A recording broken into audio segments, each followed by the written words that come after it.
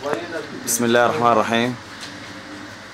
مؤسسة شام الإنسانية، توزيع مستلزمات النازحين القادمين إلى بلدة إبين سمعان بريف حلب الغربي.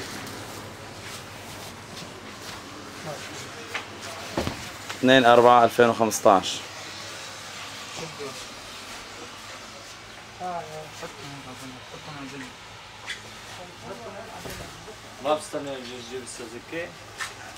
مؤسسة شام الإنسانية، تقديم مستلزمات النازحين القادمين من محافظة إدلب وريفها إلى بلدة إبين سمعان بريف حلب الغربي.